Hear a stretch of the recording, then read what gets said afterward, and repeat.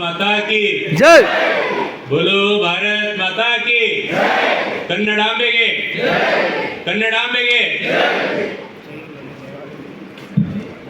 Basaveshwara engineering ಕಾಲೇಜ್ನ triple E ಡಿಪಾರ್ಟ್ಮೆಂಟ್ನ IEEE power and energy society ವತಿಯಿಂದ 2024 ಮತ್ತು 25ನೇ ಸಾಲಿನ IAS IEEE PES ಚಟುವಟಿಕೆಗಳ ಪ್ರಾರಂಭ ಮತ್ತು ಟ್ರಿಪಲ್ ಇ ಡಿಪಾರ್ಟ್ಮೆಂಟ್ಗೆ ಹೊಸದಾಗಿ ಆಗಮಿಸಿದ ಸೇರಿದ ಫ್ರೆಷರ್ಸ್ ರವರುಗಳಿಗೆ ಸ್ವಾಗತಿಸುವ ಸಮಾರಂಭವಾದ ಸೃಜನ್ 2K24 ಸಮಾರಂಭದಲ್ಲಿ ನಾವೆಲ್ಲರೂ ಸೇರಿದ್ದೇವೆ. ಈ ಸೃಜನ್ 2K24 ಇನ್ವಿಟೇಷನ್ ತಲುಪಿದಾಗ ಸೃಜನ್ 2K24 ಅನ್ನೋ ವರ್ಡಲ್ಲಿ ಸೃಜನ್ ಏನಂತ ನೋಡಿದೆ. ಸೃಜನ್ ಅಂದರೆ ಟು ಕ್ರಿಯೇಟ್ ಸಮಥಿಂಗ್ ನ್ಯೂ, ಒಂದು ಅರ್ಥಪೂರ್ಣ ಶಬ್ದ. ಏಕೆಂದರೆ ಹೊಸದಾಗಿ ಡಿಪಾರ್ಟ್ಮೆಂಟ್ಗೆ ಸೇರುತ್ತಿರುವ ಮುಖಗಳಿಗೆ ಹೊಸದನ್ನು ಸೃಷ್ಟಿಸುವಂತೆ ಪ್ರೇರೇಪಿಸುವ ಮೋಟಿವೇಶನ್ ಮಾಡುವ ಶಬ್ದ ಸೃಜನ್ ಅನ್ನುವುದು. ಸೊ ಈ ಒಂದು ಭವ್ಯವಾದ ವಯಸ್ಸು ಕೇಳ್ತದ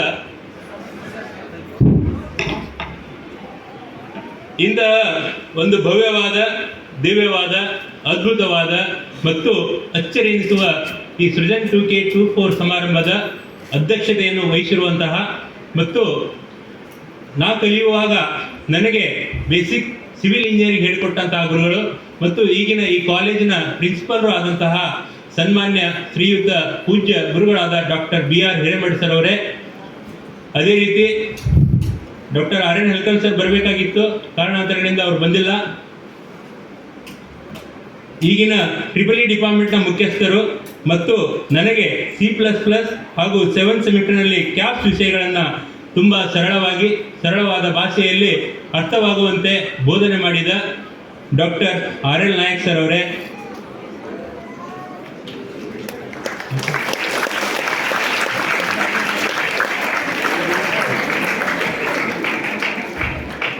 PES ಫ್ಯಾಕಲ್ಟಿ ಅಡ್ವೈಸರ್ ಆಗಿರುವ ನನಗೆ ಎಲೆಕ್ಟ್ರಿಕಲ್ ಮೆಜರ್ಮೆಂಟ್ ವಿಷಯವನ್ನು ಮನವರಿಕೆಯಾಗುವಂತೆ ಬೋಧಿಸಿದ ಪ್ರೀತಿಯ ಗುರುಗಳು, ನೋಡುವಲ್ಲಿ ಮಿತಭಾಷೆ ಎನಿಸಿದರೂ ಕೂಡ ಅವರು ಕಲಿಸುವ ವಿಷಯದಲ್ಲಿ ತುಂಬ ಅಗಾಧ ಜ್ಞಾನವುಳ್ಳವರಾದಂತಹ ಪೂಜ್ಯ ಗುರುಗಳಾದ ಡಾಕ್ಟರ್ SY ಗೌಡಪ್ಪನವರ್ ಸರ್ ಅವರೇ,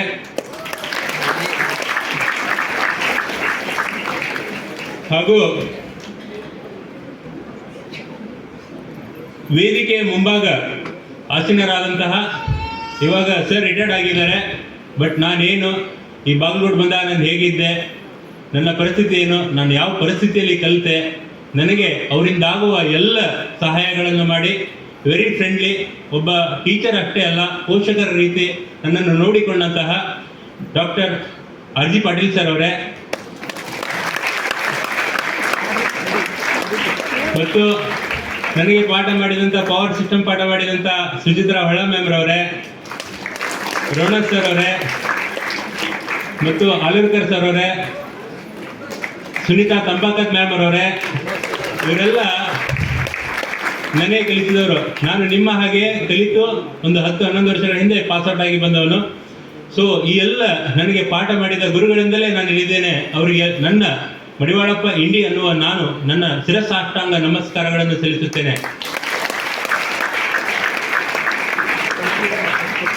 ಅದೇ ರೀತಿ ವೇದಿಕೆಯ ಮೇಲೆ ಉಪಸ್ಥಿತರಾದ Shriyuta Vijay Kumar Purutigeri, chairperson IEEE PES student chapter, ಅವರಿಗೂ ಕೂಡ, ಮತ್ತು ವೇದಿಕೆಯ ಮುಂಭಾಗ ಆಸೀನರಾದ ಈ ಒಂದು ಸೃಜನ್ 2K24 ಸಮಾರಂಭದ ಕೇಂದ್ರ ಬಿಂದುಗಳಾದಂತಹ ಎಲ್ಲ ಫ್ರೆಷರ್ಸ್ಗಳಿಗೆ ಮತ್ತು ಈ ಒಂದು ಸಮಾರಂಭವನ್ನು ಇಷ್ಟು ಅಚ್ಚುಕಟ್ಟಾಗಿ ಏರ್ಪಡಿಸಿದಂಥ ಎಲ್ಲ ಟ್ರಿಪಲ್ ಇ ಡಿಪಾರ್ಟ್ಮೆಂಟ್ನ ವಿದ್ಯಾರ್ಥಿ ವೃಂದದವರಿಗೆ ನನ್ನ ನಮಸ್ಕಾರಗಳು. ಅದೇ ರೀತಿ ಇಲ್ಲಿ ನಮ್ಮ ಬೇವೂರು ಸರ್ ಇದ್ದಾರೆ, ಕಾಮಣ್ಣವ್ರ ಸರ್ ಬಂದಿದ್ದಾರೆ ಅಂತ ಅವ್ರು ಹೋದಂಗೆ ಅನಿಸುತ್ತೆ. ಸೊ ಎಲ್ಲ ಟ್ರಿಪಲ್ ಇ ಡಿಪಾರ್ಟ್ಮೆಂಟ್ನ ಸಿಬ್ಬಂದಿವರೆಗೆ ಇದ್ದಾರೆ, ಇವರಿಗೂ ಕೂಡ ನನ್ನ ತುಂಬ ಹೃದಯದ ನಮಸ್ಕಾರಗಳು. ಬಂಧುಗಳೇ, ನಾನು Madivalappa Indi, assistant engineer, HESCOM division office, Bagalkote. ಎಲ್ಲರೂ ಕಷ್ಟಗಳನ್ನು ಕೇಳಿರ್ತೀರ, ಕಷ್ಟಗಳನ್ನು ನೋಡಿರ್ತೀರ, ಆದರೆ ನಾನು ಕಷ್ಟಗಳ ಜೊತೆ ಬೆಳೆದು ಬಂದವನು. ನಾನು ಹುಟ್ಟಿದ್ದು ಒಂದು ಹೆಸರಾಂತ ಕುಟುಂಬದಲ್ಲಾದರೂ ಕೂಡ ನನ್ನ ಮನೆಯ ಆರ್ಥಿಕ ಪರಿಸ್ಥಿತಿ ಅಷ್ಟು ಚೆನ್ನಾಗಿರ್ಲಿಲ್ಲ. ಒಂದು ಟೈಮಲ್ಲಿ ಹೇಗಿತ್ತಪ್ಪ ಅಂತಂದ್ರೆ ಒಂದು ಹೊತ್ತಿನ ಊಟ ಆದ್ರೆ ರಾತ್ರಿ ಹೊತ್ತಿಗೆ ಏನ್ ಮಾಡಬೇಕು ಅನ್ನುವ ಸ್ಥಿತಿ ನಮ್ಮ ಮನೆಯಲ್ಲಿತ್ತು. ಬಟ್ ಆದ್ರೆ ಇವತ್ತು ನಾನೊಬ್ಬನೇ ಅಷ್ಟೇ ಅಲ್ಲ, ನನ್ನ ಜೊತೆಗೆ 10 ಜನಗಳಿಗೆ ಊಟವನ್ನು ಬಡಿಸುವಂತ ಶಕ್ತಿ ಸಾಮರ್ಥ್ಯವನ್ನು ಕಲ್ಪಿಸಿಕೊಟ್ಟಿದ್ದು ನಾ ಕಲಿತ ವಿದ್ಯೆ. ಇವತ್ತು ನಾ ಕಲಿತ ವಿದ್ಯೆ ನನ್ನನ್ನ ಕೈ ಹಿಡಿದಿದೆ. ಯಾಕಂದ್ರೆ ವಿದ್ಯೆಯು ನನ್ನ ತಲೆಗೆ ಹತ್ತುತ್ತಿತ್ತು, ನಾನು ಕಲಿಯಲು ರೆಡಿ ಇದ್ದೆ. ಬಟ್ ನನಗೆ ಹೇಳಿಕೊಡ್ಲಿಕ್ಕೆ, ದಾರಿ ಮಾಡಿಕೊಡ್ಲಿಕ್ಕೆ ಯಾರು ಇದ್ದಿದ್ದಿಲ್ಲ. ಯಾಕಂದ್ರೆ ನನ್ನ ತಂದೆ ತಾಯಿ, ನಾನು ಕೂಡ ಇಲ್ಲಿ ಇರುವ ಎಷ್ಟೋ ಹುಡುಗರ ಹಾಗೆ ಹಳ್ಳಿಯಲ್ಲಿ ಬೆಳೆದು ಬಂದವನು, ಕನ್ನಡ ಮೀಡಿಯಂದಲ್ಲಿ ಓದುವನು, ಗ್ರಾಮಾಂತರ ಭಾಗದಲ್ಲಿ ಕಲಿತು ಬಂದವನು, ಗೌರ್ಮೆಂಟ್ ಸ್ಕೂಲಲ್ಲಿ ಕಲಿತು ಬಂದವನು. ಬಟ್ ಈ ಒಂದು ಕೆಲವು ಕಾರಣಗಳಿಂದ ನನಗೆ ಯಾರು ಸರಿಯಾದ ಮಾರ್ಗದರ್ಶನ ತೋರಿಸುತ್ತಿದ್ದಿಲ್ಲ. ಆ ಒಂದು ಸಮಯದಲ್ಲಿ ನನಗೆ ಸರಿಯಾದ ಮಾರ್ಗದರ್ಶನ ತೋರಿಸುತ್ತಿದ್ದೇ ನನ್ನ ಗುರುಗಳು. I am totally and purely A student of student. ನಾನು ಸ್ಕೂಲಿಂದ ಹಿಡ್ಕೊಂಡು ಇಂಜಿನಿಯರ್ ವರೆಗೂ ನಾನು ಬೆಳೆದಿದ್ದೆ ಗುರುಗಳ ಹತ್ರ. So I am totally and purely A student of teachers. So ನಾನು SSLCಯಲ್ಲಿ 91.69 ಮಾರ್ಕ್ಸ್ ತಗೊಳ್ಕೊಂಡಿರ್ಬೋದು, PUCಯಲ್ಲಿ 85 ಮಾರ್ಕ್ಸ್ ತಗೊಂಡಿರ್ಬೋದು. ಅಷ್ಟೇ ನಮ್ಮ ಇಂಜಿನಿಯರಿಂಗಲ್ಲಿ 9.25 CGPA ತಗೊಂಡು ಪಾಸ್ ಆಗಿದ್ದೇನೆ. ಬಟ್ ಎಕ್ಸ್ ಗ್ರೇಡ್ ಮಾಡ್ಕೊಂಡಿರೋದ್ರಿಂದ ಅಲ್ಲಿ ಬೋರ್ಡಲ್ಲಿ ಹೆಸರು ಇರಬೇಕಾಗಿತ್ತು. ಆ ಒಂದು ತಪ್ಪು ನಾನು ಮಾಡಿದೆ, ನೀವು ಮಾಡಬೇಡಿ. ಯಾಕಂದ್ರೆ ಇವನ್ 9.25 CGPA ತಗೊಂಡ್ರು ಕೂಡ ಅಲ್ಲಿ ಬೋರ್ಡಲ್ಲಿ ಹೆಸರಿರಲಿಲ್ಲ. ಸೊ ನನಗೊಂದು ವಿಷಯ ಗೊತ್ತಿರಲಿಲ್ಲ, ತಾವುಗಳ ಆ ತಪ್ಪನ್ನು ಮಾಡಬೇಡಿ. ಮತ್ತು ರಾಬರ್ಟ್ ಬಾಷ್ ಎನ್ನುವ ಕ್ಯಾಂಪಸ್ಸಲ್ಲಿ ಸೆಲೆಕ್ಷನ್ ಆದೆ. ತದನಂತರ ಮೆಸ್ಕಾಮ್ ಗೌರ್ಮೆಂಟ್ ಇಲಾಖೆಯಲ್ಲಿ ಒಬ್ಬ ಇಂಜಿನಿಯರಿಂಗ್ ಆದೆ. ಈ ದಾರಿ ತುಂಬಾ ಸರಳವಾಗಿರಲಿಲ್ಲ, ತುಂಬಾ ಕಷ್ಟವಾದದ್ದು. ಸೊ ಈ ಒಂದು ದಾರಿಗಳಲ್ಲಿ ನನಗೆ ನನ್ನ ಜೊತೆಯಾಗಿ ನಿಂತವರು ನನ್ನ ತಂದೆ ತಾಯಿಗಳು ಮತ್ತು ನನ್ನ ಗುರುಗಳು. ಇವರಿಗೆ ನಾನು ಯಾವಾಗಲೂ ಚಿರಋಣಿ. ಸೊ ಈ ಒಂದು ವೇದಿಕೆಯಲ್ಲಿ ನಾನು ನಿಂತು ಮಾತನಾಡುತ್ತಿದ್ದೇನೆ ಅಂದ್ರೆ ಅದಕ್ಕೆ ಕಾರಣವೇ ನನ್ನ ತಂದೆ ತಾಯಿಗಳು ಮತ್ತು ನನ್ನ ಗುರುಗಳು.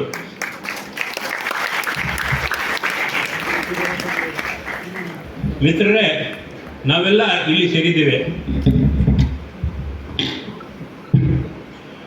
ಇವತ್ತು ಜಗತ್ತು ತುಂಬಾ ವಿಶಾಲವಾಗಿದೆ. ನೀವು ಓದುವುದು ಇವಾಗ ಓದ್ತಿದ್ರು ಅಥವಾ ಬೈಪಟ್ ಮಾಡ್ತಿದ್ರು ಅನ್ನೋದು ನಿಮಗೆ ಇವಾಗ ತಿಳಿಯುವುದಿಲ್ಲ.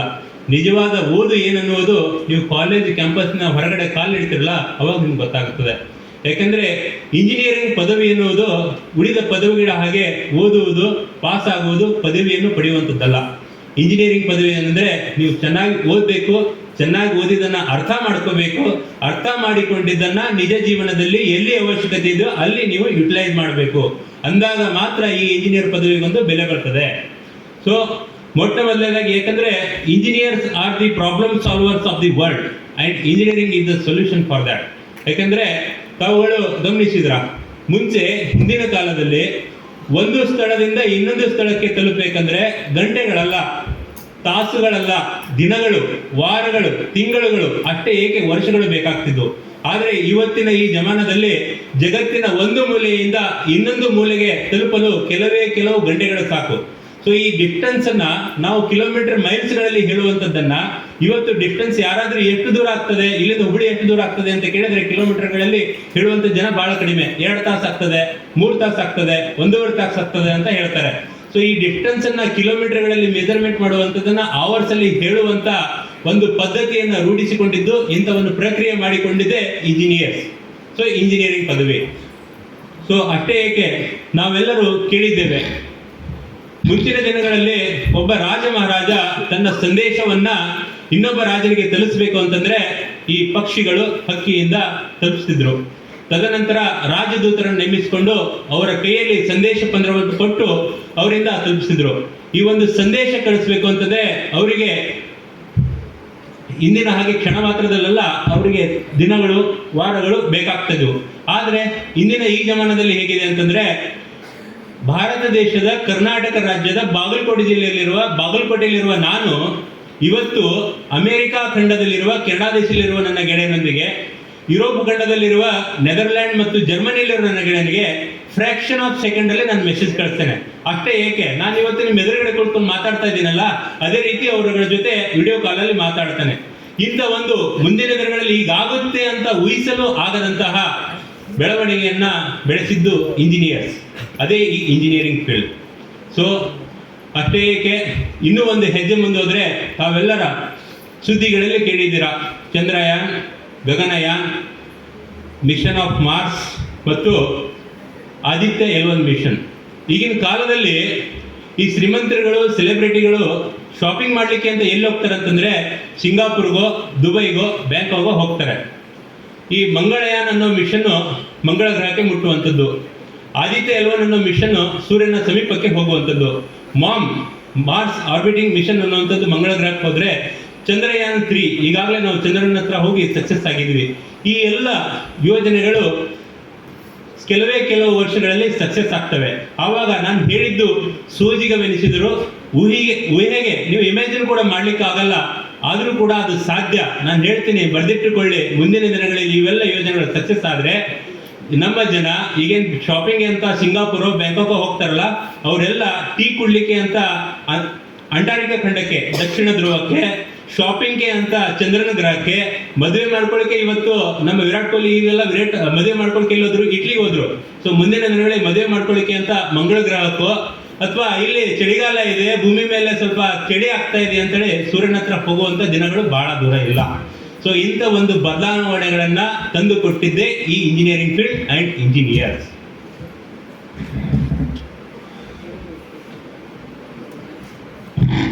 Because engineering is about pushing the boundaries of what is possible. Engineering ಅಂತಂದ್ರೆ ನಮಗೆ ಯಾವುದೇ ಬೌಂಡ್ರಿ ಇಲ್ಲ.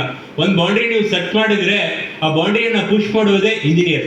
ಇಂಥ ಒಂದು ಅದ್ಭುತವಾದ ಕೋರ್ಸ್ ಅನ್ನ ತಾವುಗಳು PUC ಆದ ನಂತರ ಚೂಸ್ ಮಾಡ್ಕೊಂಡಿದ್ದೀರಾ. ಸೊ ಅದಕ್ಕೆ ನಾನು ಮೊಟ್ಟ ಮೊದಲನೇ ಬಾರಿಗೆ ತಮಗೆ ತುಂಬ ಹೃದಯದ ಅಭಿನಂದನೆಗಳನ್ನು ಸಲ್ಲಿಸುತ್ತೇನೆ.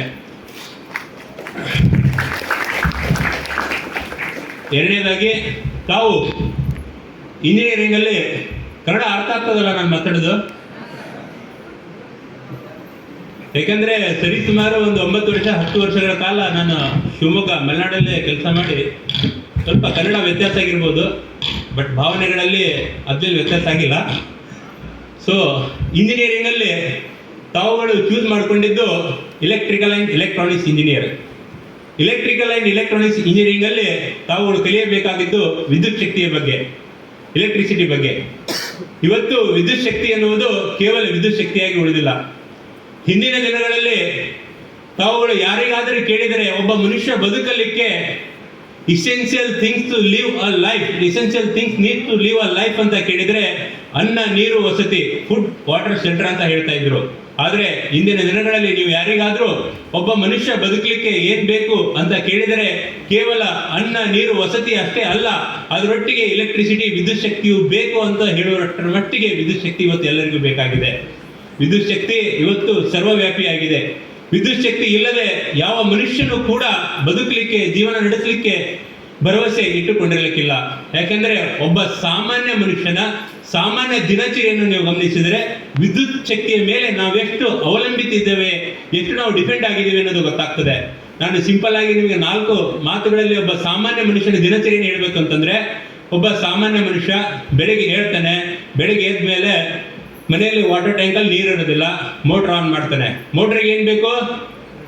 ಮೋಟರ್ ಆನ್ ಆಗ್ಲಿಕ್ಕೆ ಏನ್ ಬೇಕು? ಜೋರಾಗಿ ಹೇಳಿ, ಕೇಳಿಸ್ತಾ ಇಲ್ಲ? ಎಸ್, ಟ್ಯಾಂಕ್ ಮೇಲೆ ಟ್ಯಾಂಕ್ ಆನ್ ಮಾಡಿ ನೀರು ಹಾಕ್ತಾನೆ. ಬಾತ್ರೂಮಿಗೆ ಹೋಗ್ತಾನೆ, ನೀರು ತಣ್ಣಗಿರುತ್ತೆ, ಚಳಿಗಾಲ ಬೇರೆ, ಸೆಕೆ ಮಾಡಬೇಕು, ಹೀಟರ್ ಹಾಕ್ತಾನೆ. ಹೀಟರ್ಗೆ ಏನ್ ಬೇಕು? ಜೋರಾಗಿ ಹೇಳಿ. ಯಾಕೆ ನೀವು ಯಾರು ಊಟ ಮಾಡಿಲ್ವ ಮಧ್ಯಾಹ್ನ? ಇಲ್ಲಿ ಎಷ್ಟು ಜನ ಮೂವಿ ನೋಡಿದಿರಾ? ಉರಿ ಮೂವಿ ಎಷ್ಟು ಜನ ನೋಡಿದಿರಾ? ಹೋಗ್ಲಿ, how is the josh? How is the josh? ಮತ್ತೆ ವಿದ್ಯುತ್ ಅನ್ನೋದೇ ಜೋರಾಗಿ ಹೇಳಿ. ಸೊ ಸ್ನಾನ ಮಾಡ್ಕೊಂಡ್ ಬರ್ತಾನೆ, ಸ್ನಾನ ಮಾಡ್ಕೊಂಡು ಹೊರಗಡೆ ಬಂದಾಗ ಮನೇಲಿ ಅಡಿಗೆ ಮಾಡ್ಬೇಕಂದ್ರೆ ರೆಫ್ರಿಜರೇಟರ್, ಮಿಕ್ಸರ್, ಗ್ರೈಂಡರ್ ಇವೆಲ್ಲ ಬೇಕು. ಈ ರೆಫ್ರಿಜರೇಟರ್, ಮಿಕ್ಸರ್, ಗ್ರೈಂಡರ್ ಇವೆಲ್ಲ ಆನ್ ಆಗಕ್ಕೆ ಏನ್ ಬೇಕು? ಎಸ್. ಸ್ನಾನ ಮಾಡ್ಕೊಂಡು ಅಡಿಗೆ ಮಾಡ್ಕೊಂಡು ರೆಡಿಯಾಗಿ ಹೋಗ್ತಾನೆ, ಸೆಕೆ ಆಗ್ತದೆ, ಫ್ಯಾನ್ ಆನ್ ಮಾಡ್ತಾನೆ. ಫ್ಯಾನಿಗೆ ಏನ್ ಬೇಕು? ಫ್ಯಾನ್ ಆನ್ ಆಗ್ಲಿಕ್ಕೆ ಎಸ್. ಇವತ್ತು ರೆಡಿಯಾಗಿ ಆಫೀಸಿಗೆ ಹೋಗ್ತಾನೆ. ಒಬ್ಬ ನೌಕರ ಆದ್ರೆ ಆಫೀಸಿಗೆ ಹೋಗ್ತಾನೆ, ಒಬ್ಬ ರೈತರಾದ್ರೆ ಗದ್ದೆಗೆ ಹೋಗ್ತಾನೆ. ಗದ್ದೆಗೆ ಹೋಗಿ ಇರಿಗೇಷನ್ ಪಂಪ್ ಸೆಟ್ ಆನ್ ಮಾಡ್ತಾನೆ. ಒಬ್ಬ ಸಾಮಾನ್ಯ ನೌಕರ ಆದ್ರೆ ಆಫೀಸಿಗೆ ಬಂದು ಕಂಪ್ಯೂಟರ್ ಮೇಲೆ ಕೆಲಸ ಮಾಡ್ತಾನೆ. ಈ ಕಂಪ್ಯೂಟರ್ ವರ್ಕ್ ಆಗಕ್ಕಾಗ್ಲಿ, ಇರಿಗೇಷನ್ ಪಂಪ್ ಸೆಟ್ ನ ಮೋಟರ್ ವರ್ಕ್ ಆಗ್ಲಿಕ್ಕೆ ಏನ್ ಬೇಕು? ಎಸ್. ಸಂಜೆ ಮನೆ ಬಂದ ತಕ್ಷಣ ಕತ್ಲಾಗಿರುತ್ತೆ, ಕತ್ಲಾದ್ಮೇಲೆ ಬೆಳಕು ಬೇಕು, ಸ್ವಿಚ್ ಆನ್ ಮಾಡ್ತಾನೆ. ಬಲ್ಬ್ ಹತ್ಬೇಕಂದ್ರೆ ಏನ್ ಬೇಕು? ಅದೇ ರೀತಿ ಎಂಟರ್ಟೈನಿಂಗ್ ಗೋಸ್ಕರ ಟಿವಿ ಆನ್ ಮಾಡ್ತಾರೆ. ಟಿವಿ ಆನ್ ಆಗ್ಲಿಕ್ಕೆ ಏನ್ ಬೇಕು? ಕೇಳಿಸ್ತಾ ಇಲ್ಲ ಮಾರ್ಯಾರೆ? ಎಸ್. ಸೊ ಮನುಷ್ಯ ಬೆಳಿಗ್ಗೆ ಎದ್ದಾಗಿಂದ ರಾತ್ರಿ ಮಲಗುವವರೆಗೂ ಅಷ್ಟೇ ಏಕೆ ಮಲಗಿದ ಮೇಲೂ, ಮನುಷ್ಯ ಹುಡ್ದಾಗಿಂದ ಸಾಯೋವರೆಗೂ ಅಷ್ಟೇ ಏಕೆ ಇತ್ತೀಚಿನ ದಿನಗಳಲ್ಲಿ ಸತ್ತ ಮೇಲೂ ಕೂಡ ವಿದ್ಯುತ್ತಿನ ಅವಶ್ಯಕತೆ ಇದೆ. ವಿದ್ಯುತ್ ಎನ್ನುವುದು ಇವತ್ತು ತುಂಬಾ ಮನುಷ್ಯನ ಮೂಲಭೂತ ಅವಶ್ಯಕತೆಗಳಲ್ಲಿ 4ನೇದಾಗಿದೆ. ವಿದ್ಯುತ್ ಇಲ್ಲದ ಜೀವನ ಊಹಿಸಿಕೊಳ್ಳಲು ಅಸಾಧ್ಯ. Can you guys, do you guys want to see a life without electricity? ವಿದ್ಯುತ್ ಇಲ್ಲದ ಜೀವನವನ್ನು ತಾವು ನೋಡ್ಲಿಕ್ಕೆ ಬಯಸ್ತೀರಾ? ನೋಡ್ಬೇಕು ಅಂದ್ರೆ ಒಂದು ಸೆಕೆಂಡ್ ಕಣ್ಮುಚ್ಚಿ, ಜಸ್ಟ್ ಒಂದು ಸೆಕೆಂಡ್ ಕಣ್ಮುಚ್ಚಿ, ಕಣ್ಣಿಗೆ ಏನ್ ಕಾಣ್ತದೆ? ಎಸ್, ವಿದ್ಯುತ್ ಇಲ್ಲದ ಜೀವನ ಕತ್ತಲು. ವಿದ್ಯುತ್ ಇವತ್ತು ಎಲ್ಲದಕ್ಕೂ ಬೇಕೇ ಬೇಕು. ವಿದ್ಯುತ್ ಮೇಲೆ ನಾವು ಎಷ್ಟು ಅವಲಂಬಿತರಾಗಿದ್ದೀವಿ ಅಂತಂದ್ರೆ ಇವತ್ತು ಪ್ರಳಯ ಆಗಬೇಕು ಅಂತಂದ್ರೆ ಸಮುದ್ರದ ಅಲೆಗಳು ಉಕ್ಕಿ ಹರಿಬೇಕು ಅಂತನಿಲ್ಲ, ಜೋರಾಗಿ ಮಳೆ ಬರಬೇಕು ಅಂತನಿಲ್ಲ, ಅಥವಾ ಭೂಮಿ ಬಾಯಿ ತೆರೆದು ಭೂಕಂಪ ಆಗ್ಬೇಕಂತನಿಲ್ಲ. ಜಗತ್ತಿನ ಎಲ್ಲ ಮೂಲೆಯಲ್ಲೂ ವಿದ್ಯುತ್ ಇಲ್ಲದ ಹಾಗೆ ನೋಡಿಕೊಂಡರೆ ಮುಂದಿರುವುದು ಪ್ರಳಯವೇ. ಸೊ ಇದನ್ನ ನೀವು ತುಂಬಾ ಅರ್ಥ ಮಾಡ್ಕೊಂಡ್ರೆ ಇವತ್ತು ನಾವು ಅಷ್ಟು ವಿದ್ಯುತ್ ಮೇಲೆ ಅವಲಂಬಿತರಾಗಿರ್ವಿ. ಇಂಥ ಒಂದು ಅತ್ಯವಶ್ಯಕ ಬೇಕಾಗುವಂತ ವಿದ್ಯುತ್ ಶಕ್ತಿಯ ಸ್ಟಡಿ ಮಾಡುವಂತ ಡಿಪಾರ್ಟ್ಮೆಂಟ್ಗೆ ತಾವೆಲ್ಲರೂ ಸೇರಿದ್ದೀರಾ. ಸೊ ಈ 2ನೇದಾಗಿ ನಾನು ನಿಮಗೆ ತುಂಬ ಹೃದಯದ ಅಭಿನಂದನೆಗಳನ್ನು ಎಲೆಕ್ಟ್ರಿಕಲ್ ಅಂಡ್ ಎಲೆಕ್ಟ್ರಾನಿಕ್ಸ್ ಯೂಸ್ ಮಾಡಿಕೊಂಡಿದ್ದಕ್ಕೆ ಸಲ್ಲಿಸುತ್ತೇನೆ.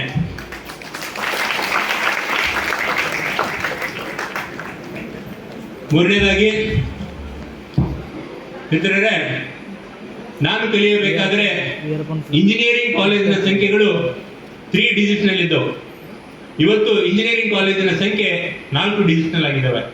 So as the number of engineering colleges have been increase from 3 digits to 4 digits, the quality of teaching in those colleges have been reduced. But Basaveshwara Engineering College, BEC, being the one of the best and prominent engineering college in the state of Karnataka, has maintained its standard level of teaching throughout since from its beginning. So Basaveshwara Engineering College ಪ್ರಾರಂಭ ಆದಾಗಿಂದ ತನ್ನ standard level of teaching ಅಲ್ಲಿ ಇನ್ನೂ ತನ್ನ ಸ್ಥಿರತೆಯನ್ನು ಕಾಪಾಡಿಕೊಂಡಿದೆ. ಇದಕ್ಕೆ ಕಾರಣ ಇಲ್ಲಿ ಬೋಧನೆ ಮಾಡುವ ಪ್ರೊಫೆಸರ್ಗಳು, ಪ್ರಾಚಾರ್ಯರು ಮತ್ತು ಸಿಬ್ಬಂದಿ ವರ್ಗ. ಇಲ್ಲಿಯ ಸಿಬ್ಬಂದಿ ವರ್ಗ ಕೇವಲ ಬೋಧನೆ ಮಾಡುವುದಕ್ಕಷ್ಟೇ ಸೀಮಿತವಲ್ಲ. ಇಲ್ಲಿಯ ಸಿಬ್ಬಂದಿ ವರ್ಗ ನೀವು ತಪ್ಪಿದ್ದಲ್ಲಿ ನಿಮಗೆ ತಿದ್ದಿ ಬುದ್ಧಿ ಹೇಳ್ತಾರೆ, ನಿಮ್ಮ ಆತ್ಮಸ್ಥೈರ್ಯ ಕುಗ್ಗಿದ್ದಲ್ಲಿ ನಿಮಗೆ ಧೈರ್ಯ ತುಂಬುತ್ತಾರೆ, ನಿಮಗೆ ಆರ್ಥಿಕ ಸಹಾಯದ ಅವಶ್ಯಕತೆ ಇದ್ದರೆ ತಮ್ಮ ಕೈಲಾಗುವಂತ ಆರ್ಥಿಕ ಸಹಾಯವನ್ನು ಮಾಡಿ ಆಸ್ ದ ರೆಸ್ಪಾನ್ಸಿಬಲ್ ಗಾರ್ಡಿಯನ್, ಪೋಷಕರಂತೆ ವರ್ತಿಸ್ತಾರೆ. ಸೊ ತಾವೆಲ್ಲರೂ ಬಿಇಸಿಯನ್ನ ಸೇರಿದ್ದಕ್ಕೆ ತುಂಬಾ ಖುಷಿ ಪಡಬೇಕು, ಹೆಮ್ಮೆ ಪಡಬೇಕು. ಯಾಕೆಂದ್ರೆ ತಾವು ಇಲ್ಲಿ ಬಿಇಸಿಯಲ್ಲಿ ಸೇರ್ಬೇಕಾದ್ರೆ ಒಬ್ಬ ವ್ಯಕ್ತಿಯಾಗಿ ಇಲ್ಲಿ ಸೇರ್ತೀರಾ. ಬಟ್ ಬಿಇಸಿಯಿಂದ ಪಾಸ್ ಆಗಬೇಕಾದ್ರೆ ತಾವು ವ್ಯಕ್ತಿತ್ವವನ್ನು ರೂಪಿಸಿಕೊಂಡು ಬೆಳೆಸ್ತೀರಾ, ವ್ಯಕ್ತಿತ್ವವನ್ನು ರೂಪಿಸಿಕೊಂಡು ಹೊರ ಹೋಗ್ತೀರಾ. ಯಾಕಂದ್ರೆ ಇಲ್ಲಿಯ ಟೀಚರ್ಸ್ ನಿಮಗೆ ಕೇವಲ ಥೆರಾಟಿಕಲ್ ನಾಲೆಜ್ ಮಾತ್ರ ಅಲ್ಲ, ಥೆರಾಟಿಕಲ್ ಜೊತೆಗೆ ಪ್ರಾಕ್ಟಿಕಲ್, ಫಿಸಿಕಲ್, ಟೆಕ್ನಾಲಜಿ ರಿಲೇಟೆಡ್ ಮತ್ತು ಒಬ್ಬ ವಿದ್ಯಾರ್ಥಿಯ ಸರ್ವಾಂಗೀಣ ವಿಕಾಸಕ್ಕಾಗಿ ಏನೇನು ಬೇಕು ಅದನ್ನೆಲ್ಲವೂ ಕಲಿಸಲು ಅವರು ಹಗಲಿರುಳು ಶ್ರಮಿಸ್ತಾರೆ. ಸೊ ಈ ಒಂದು ಕಾಲೇಜ್ಗೆ ತಾವು ಸೇರಿದ್ದಕ್ಕಾಗಿ, ತಮ್ಮ ಜೀವನವನ್ನು ರೂಪಿಸಿಕೊಳ್ಳುವುದಕ್ಕಾಗಿ ಬಸವೇಶ್ವರ ಇಂಜಿನಿಯರಿಂಗ್ ಕಾಲೇಜನ್ನು ಚೂಸ್ ಮಾಡಿದ್ದಕ್ಕಾಗಿ ಮತ್ತು EEE ಡಿಪಾರ್ಟ್ಮೆಂಟ್ ಅನ್ನು ಚೂಸ್ ಮಾಡಿದ್ದಕ್ಕಾಗಿ, ಇಂಜಿನಿಯರಿಂಗ್ ಕೋರ್ಸ್ ಚೂಸ್ ಮಾಡಿದ್ದಕ್ಕಾಗಿ ನನಗೆ ತುಂಬಾ ಖುಷಿ ಆಗ್ತದೆ, ತುಂಬಾ ಸಂತೋಷವಾಗ್ತದೆ.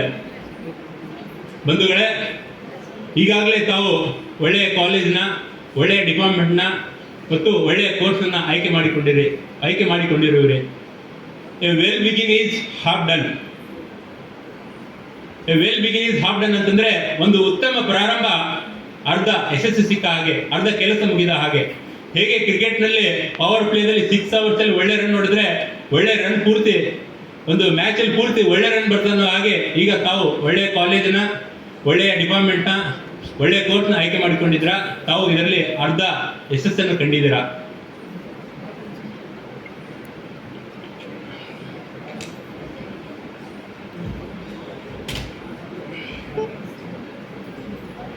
ಈಗ ತಾವುಗಳು ಮುಂದೆ ಓದುವಂಥದ್ದು. ಬಂಧುಗಳೇ, ನಾನು ಎನರ್ಜಿ ಡಿಪಾರ್ಟ್ಮೆಂಟ್ ಅಲ್ಲಿ ಕೆಲಸ ಮಾಡ್ತೇನೆ. ಕರ್ನಾಟಕ ಸರ್ಕಾರದಲ್ಲಿ ಹಲವಾರು ಇಲಾಖೆಗಳಿವೆ. ಆ ಇಲಾಖೆಗಳಲ್ಲಿ ಇಂಧನ ಇಲಾಖೆ ಅತ್ಯಂತ ಜವಾಬ್ದಾರಿಯುತ ಮತ್ತು ಮಹತ್ವದ ಇಲಾಖೆ. ಇಂಧನ ಇಲಾಖೆಯ ಕೆಲಸ ಜನರ ಬೇಡಿಕೆಗನುಗುಣವಾಗಿ ನಿಮಗೆ ಪವರ್, ಈಗ ಪ್ರತಿ ಕ್ಷಣಕ್ಕೂ ಪವರ್ ಸಪ್ಲೈ ಬೇಕು. ಬೇಡಿಕೆ ಗುಣವಾಗಿ ನಾವು ಇಂಧನನ್ನ ಪವರ್ ಸಪ್ಲೈವನ್ನು ಸಪ್ಲೈ ಮಾಡುವುದು ನಮ್ಮ ಕೆಲಸ. ಈ ಇಂಧನ ಇಲಾಖೆಯಲ್ಲಿ ನಾಲ್ಕು ರೀತಿಯ ಇಲಾಖೆಗಳು ಕೆಲಸ ಮಾಡ್ತವೆ. ಒಂದು ಜನರೇಷನ್, ಎರಡು ಟ್ರಾನ್ಸ್ಮಿಷನ್, ಮೂರನೇದು ಡಿಸ್ಟ್ರಿಬ್ಯೂಷನ್, ಇನ್ನೊಂದು ಎಲೆಕ್ಟ್ರಿಕಲ್ ಇನ್ಸ್ಪೆಕ್ಟರೇಟ್ ಅಂದರೆ ಈ ಮೂರು ಕೆಲಸ ಮಾಡಿದ್ದನ್ನ ಪರಿವೀಕ್ಷಣೆ ಮಾಡುವಂಥದ್ದು ಎಲೆಕ್ಟ್ರಿಕಲ್ ಇನ್ಸ್ಪೆಕ್ಟರೇಟ್ ಇಲಾಖೆ. ಸೊ ತಾವೆಲ್ಲ ಇಲ್ಲಿ ಎಷ್ಟು 7th ಸೆಮಿಸ್ಟರ್ ಅವರು ಇದ್ದೀರಾ? ಕೈ ಎತ್ತಿ, ಎಷ್ಟು ಜನ 7th ಸೆಮಿಸ್ಟರ್ ಇದ್ದೀರಾ? ಓಕೆ, ನಮಗೆಲ್ಲ 7th ಸೆಮಿಸ್ಟರ್ನಲ್ಲಿ ಒಂದು ಸಬ್ಜೆಕ್ಟ್ ಇದೆ, ಪವರ್ ಸಿಸ್ಟಮ್ ಅಂತ. ಪವರ್ ಸಿಸ್ಟಮ್ ಅಲ್ಲಿ ಎಲೆಕ್ಟ್ರಿಸಿಟಿನ ಎಷ್ಟು KVಯಲ್ಲಿ ಜನರೇಟ್ ಮಾಡ್ತಾರೆ ಹೇಳಿ ನೋಡೋಣ.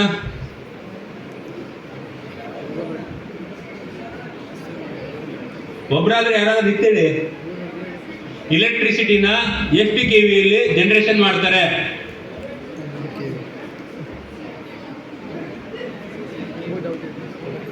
ನೀವು ಈಗ ನಾನ್ಸ್ಕೊಂಡು ಕೂತ್ರೆ 1 ವರ್ಷ ಮುಗಿದ್ಮೇಲೆ ಯಾವ ಕ್ಯಾಂಪಸ್ ಬಂದ್ರು ಕೂಡ ನೀವು ಹೇಳುವಂತ ಇದರಲ್ಲಿ ಇರೋದಿಲ್ಲ. ಗುರ್ತಿದ್ದನ್ನ ಹೇಳಬೇಕು. ಹೇಳಕ್ ಏನಕ್ಕೆ ಭಯ, ಏನಕ್ಕೆ ನಾಚಿಕೆ? ಎಲೆಕ್ಟ್ರಿಸಿಟಿನ ಎಷ್ಟು KVಯಲ್ಲಿ ಜನರೇಟ್ ಮಾಡ್ತಾರೆ? ನನ್ನ ಸಿಂಪಲ್ ಕ್ವಶನ್. ಎಸ್, ಎಲೆಕ್ಟ್ರಿಸಿಟಿನ 11 KVಯಲ್ಲಿ ಜನರೇಟ್ ಮಾಡ್ತಾರೆ. KPCL ಈ ಜನರೇಟ್ ಮಾಡೋ ಕೆಲಸವನ್ನ ನೋಡ್ಕೊಳ್ತದೆ, ಕರ್ನಾಟಕ ಪವರ್ ಕಾರ್ಪೊರೇಷನ್ ಲಿಮಿಟೆಡ್. ಈ 11 KVಯಲ್ಲಿ ಜನರೇಟ್ ಮಾಡಿದ ವಿದ್ಯುತ್ತನ್ನ 11 KVಯಿಂದ 33 KV, 66 KV, 110 KV, 220 KV, 400 KV ಅಷ್ಟೇ ಯಾಕೆ, ಇತ್ತೀಚಿನ ದಿನಗಳಲ್ಲಿ 800 KV ವರೆಗೂ ಟ್ರಾನ್ಸ್ಮಿಟ್ ಮಾಡ್ತಾರೆ. ಜನರೇಷನ್ ಪಾಯಿಂಟ್ ಇರೋದು ಲೋಡ್ ಸೆಂಟರ್ಗಿಂತ ದೂರ, ಊರ ಆಚೆ ಇರ್ತದೆ. ಸೊ ಈ ಜನರೇಷನ್ ಪಾಯಿಂಟ್ ಇಂದ ಹಿಡ್ಕೊಂಡು ಲೋಡ್ ಸೆಂಟರ್ ವರೆಗೂ ಟ್ರಾನ್ಸ್ಮಿಟ್ ಮಾಡುವ ಮಹತ್ವರವಾದ ಕೆಲಸ KPTCL ಮಾಡ್ತದೆ. ಈ KPTCL ಇಂದ ಈ 110 KV, 220 KV, 400 KV, 800 KV ಬರುವಂಥದ್ದನ್ನ ನಮ್ಮ ಜನರುಗಳಿಗೆ ಬೇಕಾಗುವಂತ ಸಪ್ಲೈ ವೋಲ್ಟೇಜ್ ಎಷ್ಟು KV ವೋಲ್ಟೇಜ್ ಬೇಕಾಗುತ್ತೆ ನಮ್ಮ ಮನೆಗಳಿಗೆ?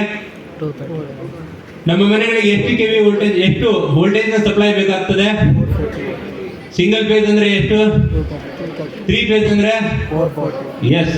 ಈ 11 KV ಇಂದ 230 ವೋಲ್ಟೇಜ್, 440 ವೋಲ್ಟೇಜ್ ಕೆಲಸ ಕೊಡುವಂತ ಕೆಲಸವನ್ನ ಎಲೆಕ್ಟ್ರಿಸಿಟಿ ಡಿಸ್ಟ್ರಿಬ್ಯೂಷನ್ ಕಂಪನೀಸ್ಗಳು ಮಾಡ್ತವೆ.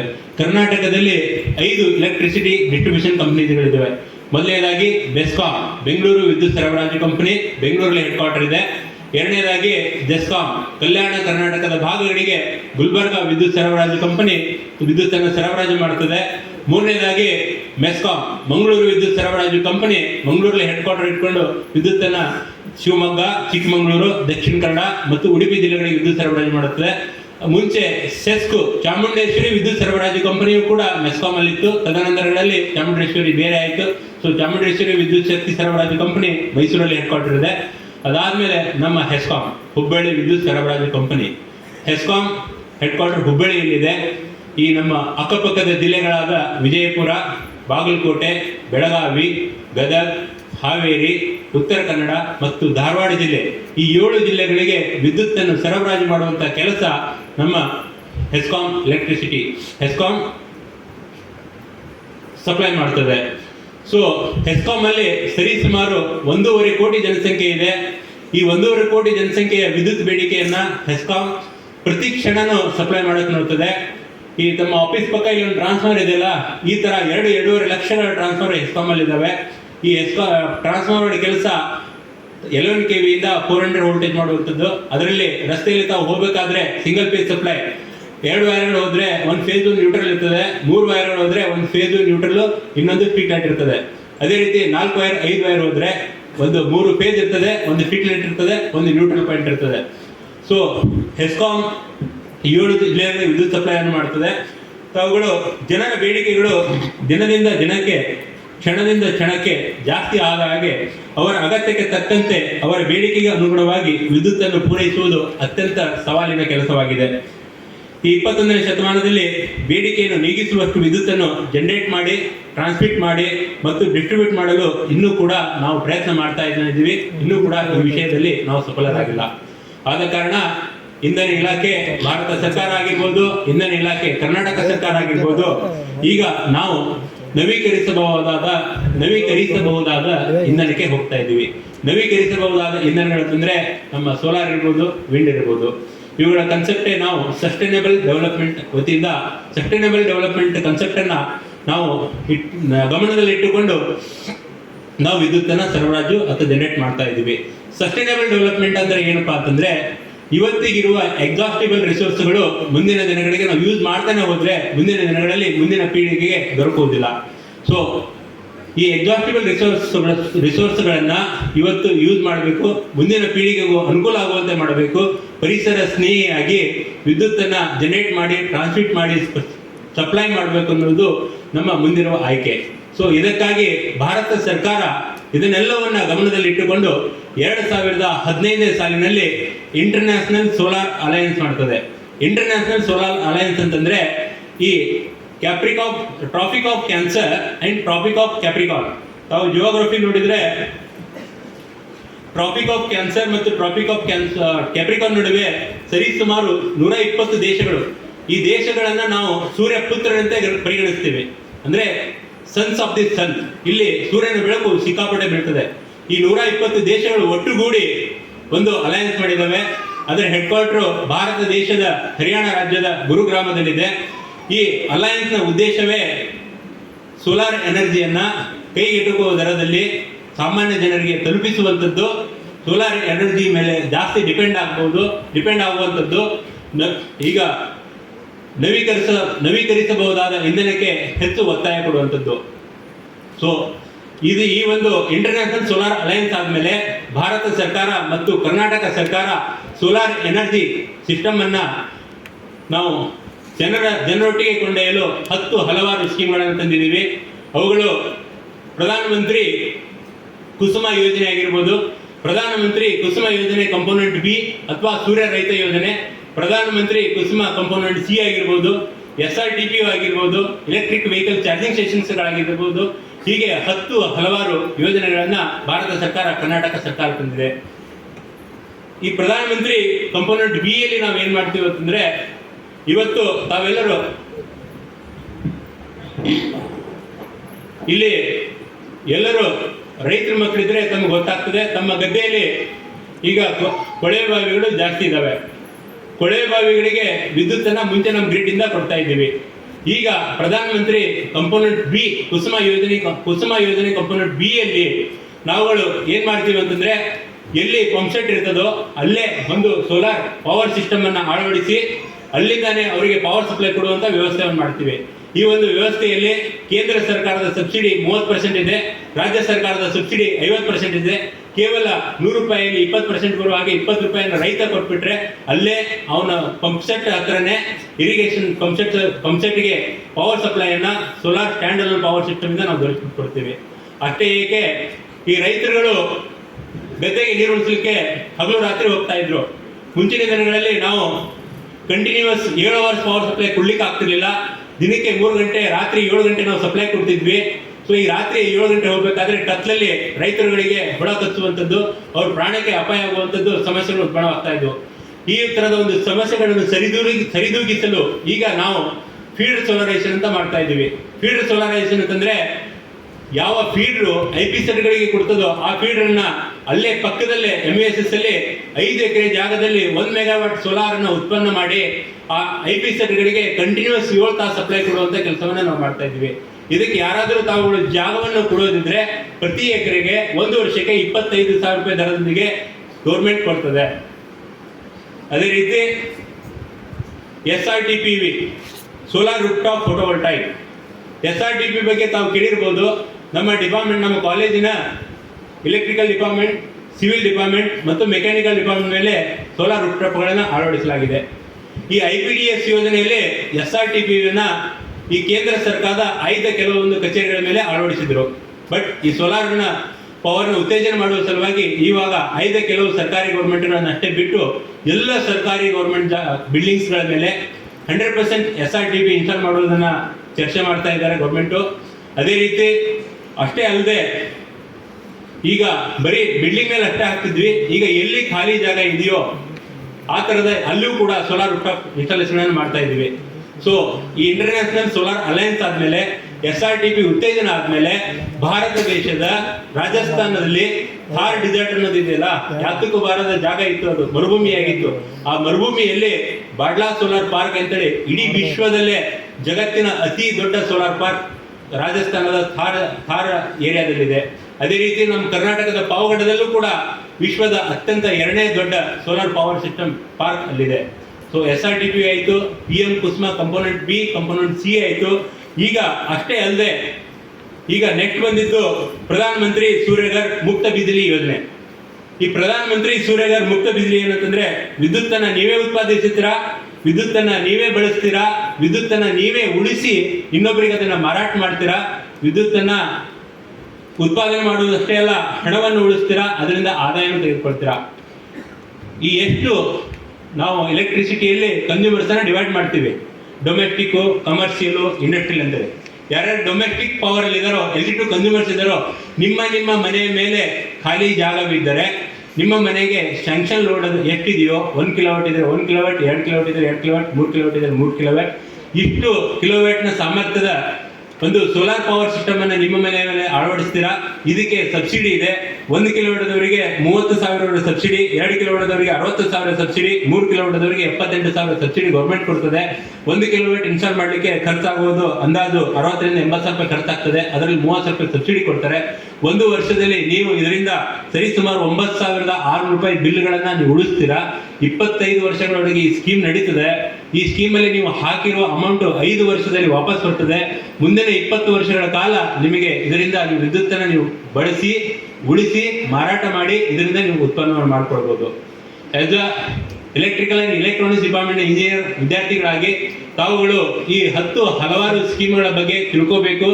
ಇವುಗಳ ಒಂದು ಎಲೆಕ್ಟ್ರಿಸಿಟಿ ಡಿಪಾರ್ಟ್ಮೆಂಟ್ ವಿದ್ಯಾರ್ಥಿಗಳಾಗಿರಿಂದ ಎನರ್ಜಿ ಡಿಪಾರ್ಟ್ಮೆಂಟ್ನ ರಾಯಭಾರಿಗಳಂತೆ ಈ ಒಂದು ವಿಷಯಗಳನ್ನ ತಾವು ಎಲ್ಲ ರಾಜ್ಯದ, ನಿಮ್ಮ ಊರಿನ, ನಮ್ಮ ಜಿಲ್ಲೆಯ ಎಲ್ಲ ಮನೆಗಳು ಮುಟ್ಟುವಂತೆ ಮಾಡಬೇಕೆಂಬುದು ನನ್ನ ಬಯಕೆ.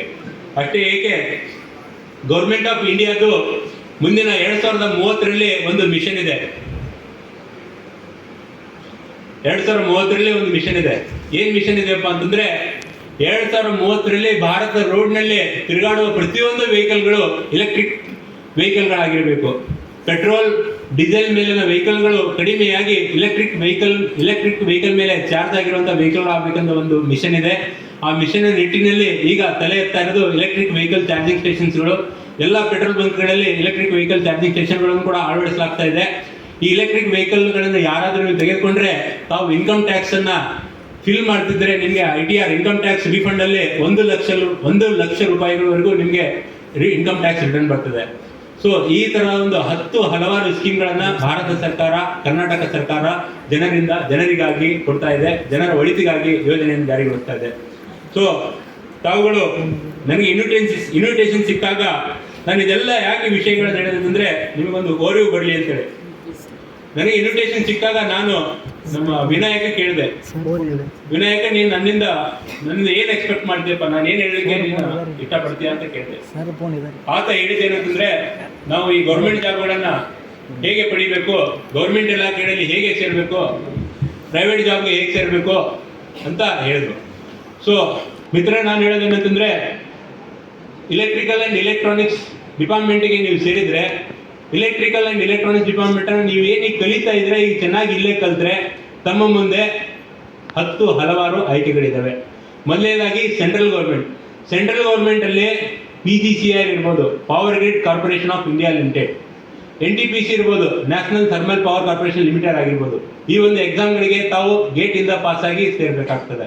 ಎರಡನೇದಾಗಿ ತಾವು ರಾಜ್ಯ ಸರ್ಕಾರದಲ್ಲಿ ನಿಮ್ಮ ಮನೆ ಹತ್ರ ನಿಮ್ಮ ಜನರ ನಡುವೆ ಕೆಲಸ ಮಾಡಬೇಕು ಅಂತಂದ್ರೆ, ಜನರೇಷನ್ ಫೀಲ್ಡ್ ಅಲ್ಲಿ ನೀವು ಕೆಲಸ ಮಾಡಬೇಕು ಅಂತಂದ್ರೆ KPCL ಇದೆ, Karnataka power corporation limited. KPCL website ನಲ್ಲಿ ಯಾವಾಗ ಎಕ್ಸಾಮ್ ಕ್ವಾಲಿಫೈ ಮಾಡ್ತಾರೋ ಅವಾಗ ನೋಟಿಫಿಕೇಶನ್ ಮಾಡ್ತಾರೆ. ತಾವುಗಳೆಲ್ಲ KPCL ವೆಬ್ಸೈಟ್ ಅನ್ನು ನೋಡ್ಬೇಕು. ತಾವುಗಳು ಟ್ರಾನ್ಸ್ಮಿಷನ್ ಡಿಪಾರ್ಟ್ಮೆಂಟ್ ಅಲ್ಲಿ ಕೆಲಸ ಮಾಡಬೇಕು ಅಂತ ಇಷ್ಟಪಟ್ಟರೆ KPTCL ವೆಬ್ಸೈಟ್ ಅನ್ನು ನೋಡಬೇಕು, Karnataka power transmission corporation limited. ತಾವುಗಳು ಇಂಧನ ಇಲಾಖೆಯ ವಿದ್ಯುತ್ ಸರಬರಾಜು ಕಂಪನಿಗಳಲ್ಲಿ ಕೆಲಸ ಮಾಡಬೇಕು ಅಂತಂದ್ರೆ 5 ವಿದ್ಯುತ್ ಸರಬರಾಜು ಕಂಪನಿಗಳಿದ್ದಾವೆ. ಬೆಂಗಳೂರು, ಮಂಗಳೂರು, ಗುಲ್ಬರ್ಗ, ಹುಬ್ಬಳ್ಳಿ ಮತ್ತು ಮೈಸೂರು. ಈ ಭಾಗಗಳಲ್ಲಿ ನಿಮ್ಗೆ ಯಾವ್ದು ಹತ್ರ ಆಗ್ತದೋ ಆ ಒಂದು ವಿದ್ಯುತ್ ಸರಬರಾಜು ಕಂಪನಿಯ ವೆಬ್ಸೈಟ್